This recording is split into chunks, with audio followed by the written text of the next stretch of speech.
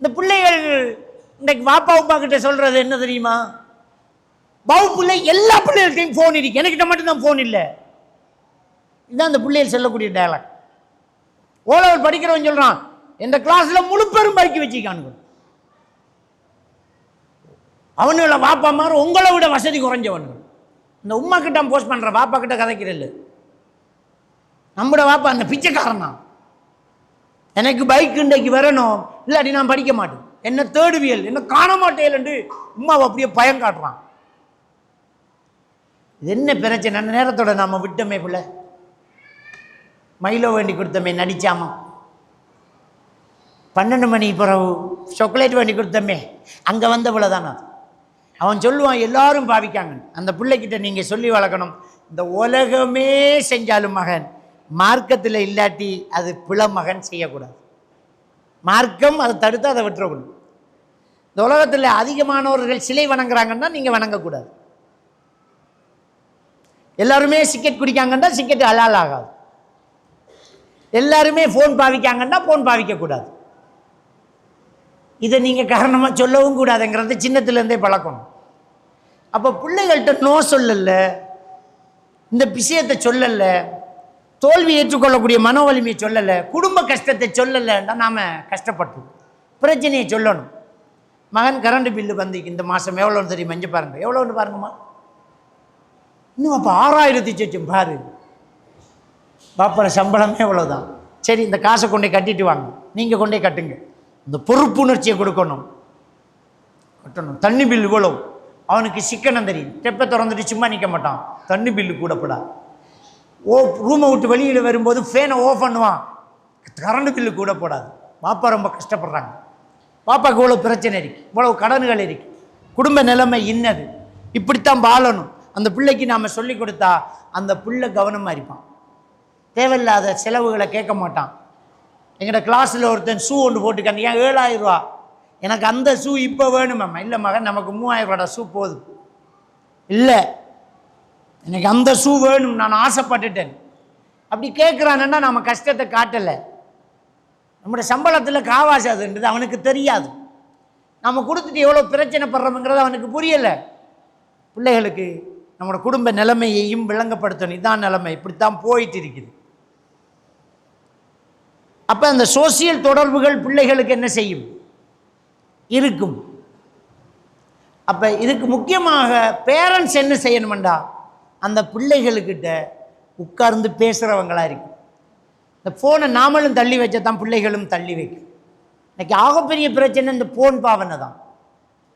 இன்னைக்கு பிள்ளைகள்கிட்ட ஏற்படக்கூடிய பிரச்சனைகள் ஃபோன் பாவனையால் இந்த பிள்ளைகள் மனநிலை பாதிக்கப்படுது. கூடுதலாக ஃபோன் பாவிக்கும் போது டோபமைன் ஹோமோன் அதிகமாகும். இந்த டோபமைன் ஹோமோன் அதிகமானால்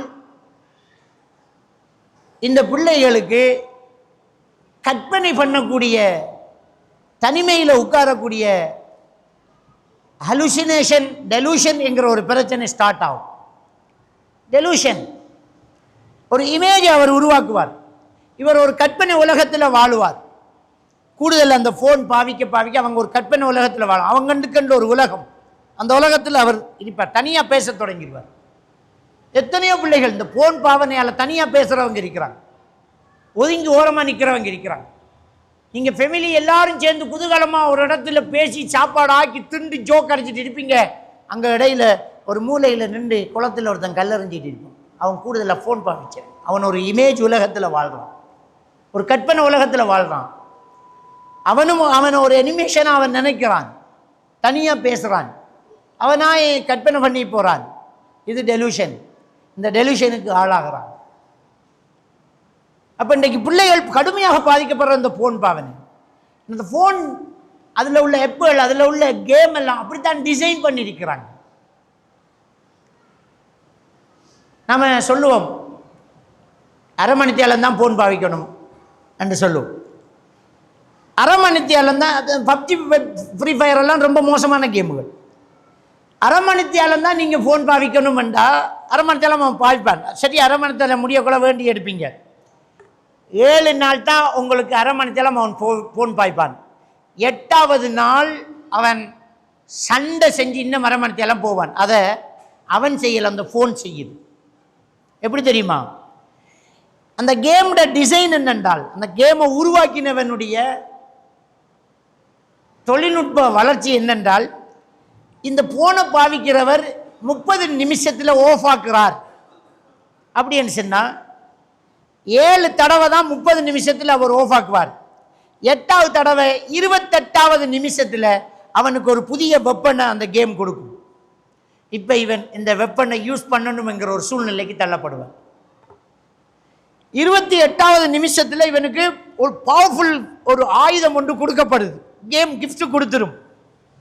கொடுத்தோடனே இதை வச்சா வின் பண்ணலாம்ங்கிற மனசு அவனுக்கு கொடுக்கும். இப்போ வாப்பா வந்து, மகன் டைம் போன், இல்லை இல்லை பாப்பா பாப்பா கொஞ்சம் கொடுங்க பாப்பா, கொஞ்சம் கொடுங்க.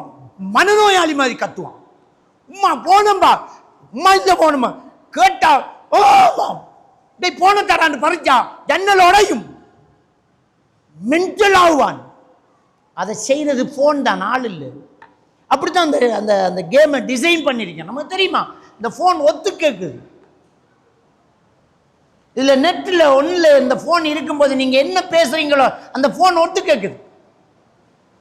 இந்த ஃபோனை வச்சுக்கிட்டு நீங்கள் ஏதாவது பேசிட்டு கூகுளுக்கு போங்க, நீங்கள் பேசின சப்ஜெக்ட் அது காட்டும். யூடியூப்புக்கு போங்க, நீங்கள் பேசின சப்ஜெக்ட் அது காக்கும். இது ஒத்து கேட்கும். ஒரு ஆளை இது டயக்னோஸ் பண்ணுது. இவர் எப்படிப்பட்டவர், எதை விரும்புகிறார், எதை பார்க்குறார், எதை பேசுகிறார் அப்படின்னு. ரைட்டா? இப்போ இந்த விஷயத்தில் ரொம்ப கவனமாக நாம் இருக்கணும். அப்போ பிள்ளைகள்கிட்ட கூடுதலாக ஃபோனை கொடுக்காது, கூடுதலில் ஃபோனை கொடுக்காது. பிள்ளைகள்கிட்ட ஃபோனை கொடுக்காமல் வளர்க்கணும்னா நாம் ஃபோனை கொஞ்சம் குறைக்கணும் பிள்ளைகளுக்கு முன்னாடி. அப்போ ஒன்றை இல்லைன்னு சொல்கிறதுக்கு இன்னொன்றை கொடுத்து தான் ஆகணும். இதை பாவிக்காத மகன் சொல்கிறது இன்னொன்றை கொடுக்கணும். அந்த இன்னொன்று தான் நம்மளை கொடுக்கணும் பிள்ளைகளுக்கு. அதாவது நாம் பிள்ளைகள்கிட்ட கூடுதல் டைம் எடுக்கணும், பேசிட்டு இருக்கணும். பிள்ளைகள்கிட்ட கூடுதல் டைம் எடுத்து நம்ம பேசிக்கிட்டு இருந்தால் அந்த பிள்ளைகள் உலகத்தை படிக்கும், நம்மக்கிட்ட இருந்து நிறைய படிக்கும், நாம் பிள்ளைகளை படிப்போம். பிள்ளைகளுக்கு என்ன தேவைங்கிறத நாம் புரிஞ்சுக்குவோம். அப்போ ஒரு நல்ல ஒரு நிம்மதியான குடும்பம் இப்போ உருவாகும். அப்போ முரண்டு பிடிக்கக்கூடிய பிள்ளைகளை நாம் கண்ட்ரோல் பண்ணுறோம்.